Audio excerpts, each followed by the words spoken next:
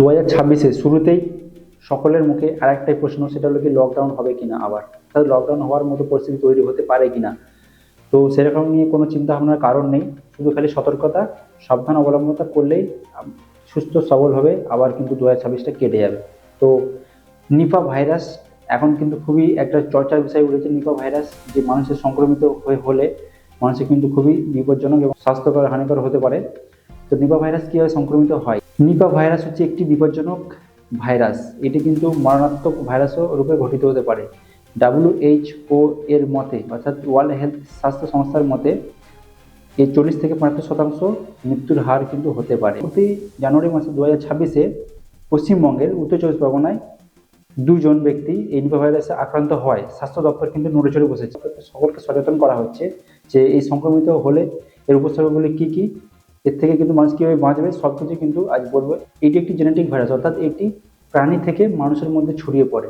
এটি একটি genetic virus, এটি প্রাণী থেকে মানুষের মধ্যে সংক্রমিত হয় এবং শূকর এর খাওয়া ফল বা প্রাকৃতিক বাহক, অর্থাৎ কোনো ব্যক্তি যদি বাদুড় বা শূকরের সংস্পর্শে এসে থাকেন বা বাদুড়ের খাওয়া ফল যদি খেয়ে থাকেন, তা সেই সব সংক্রমিত হওয়ার সম্ভাবনা কিন্তু এর থেকে হয়। সংক্রমিত বাদুড়ের খাওয়া ফল এবং শূকরের মাংস বা শূকরের সংস্পর্শে যদি আসেন, তাহলে সেসব ক্ষেত্রে কিন্তু এই ভাইরাস সংক্রমিত হওয়ার খুবই একটা প্রবণতা। দূষিত ফল কিরকম দেখুন, আজকালকার বাজারে অনেক রকম ফল বিক্রি হয়। যে দূষিত ফল কীভাবে চিনুন?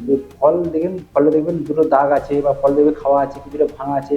তো এইসব ফল আপনারা খাবেন, এবং মাটিতে যে পড়ে থাকে সেসব ফল আপনারা খেতে কুড়িয়ে অনেকে খায়। তো সেসব ফল থেকে বিরত থাকুন। মানুষ থেকে মানুষের কোনো মানুষের যদি তার ঘাম, শরীরের লালা এবং রক্তের মধ্যে সংস্পর্শে এলে কিন্তু সেই সংক্রমিত ব্যক্তির সংস্পর্শে অন্য ব্যক্তিও কিন্তু সংক্রমিত। অর্থাৎ কোনো ব্যক্তি যে সংক্রমিত হয়েছে, তো আপনারা কি করে বুঝবেন যে ব্যক্তিটি সংক্রমিত হয়েছে? তো এর উপসর্গ থেকে আপনারা অনুমান করবেন বা বুঝতে পারবেন। তো উপসর্গগুলি হলো যে কোনো ব্যক্তি যদি সংক্রমিত হয় 4 থেকে 14 দিনের মধ্যে, অর্থাৎ 4 থেকে 14 দিনের ভেতরে সাধারণ লক্ষণগুলি: জ্বর আসবে, মাথা ব্যথা হবে, বমি বমি ভাব, পেশি ব্যথা, অর্থাৎ এরকম হাতে পায়ে পেশিতে বিভিন্ন রকমের ব্যথা বা উপসর্গ দেখা দেবে। হচ্ছে গলা ব্যথা, অর্থাৎ গলা ব্যথা করবে, অচানক গলা ব্যথা করবে, তা সারা শরীরের পুরো সমস্যা দেখা দেবে। তো বুঝে নেবেন যে এর উপসর্গগুলি, এবং সংক্রমিত হলে এই উপসর্গগুলি দেখা দেবে। শ্বাসকষ্ট হবে, মাথা ব্যথা হবে, শ্বাসকষ্ট, মাথা ব্যথা এবং মানসিক বিভ্রান্তি, অর্থাৎ আপনি ভুলে যাবেন, মানসিক চিন্তাভাবনা, উদ্ভট সব চিন্তাভাবনা মাথায় আসবে। সংক্রমণ যখন দ্রুত বেড়ে যাবে তখন এনসেফালাইটিস বাড়ার সাথে সাথে মস্তিষ্ক ফুলে যাবে। 24 থেকে 48 ঘন্টার মধ্যে খিঁচুনি এবং কোমা দেখা যাবে, অর্থাৎ কোমায় চলে যাবে। অর্থাৎ 24 থেকে 48 ঘন্টা খিঁচুনি শুরু হয়ে যাবে এবং সে অজ্ঞান হয়ে যাবে বা কোমায় চলে যাবে, অর্থাৎ সেন্সলেস হয়ে যাবে। কেন এটিকে বলা হচ্ছে বিপজ্জনক এবং মারাত্মক ভাইরাস? এর জন্য বলা হয়েছে।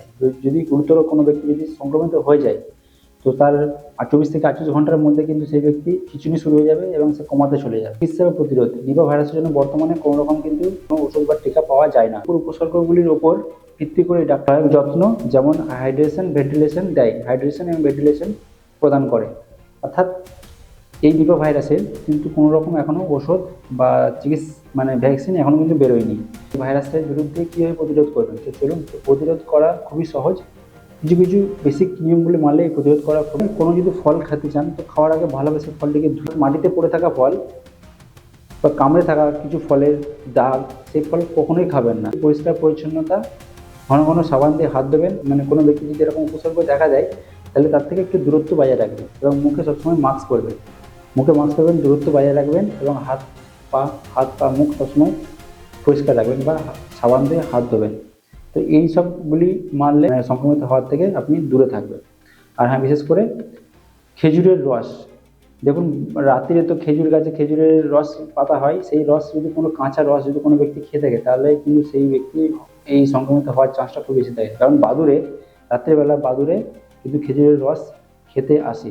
তাই এই কাঁচা খেজুরের রস কিন্তু কেউই খাবেন না এই মুহূর্তে, সবাই এড়িয়ে চলুন।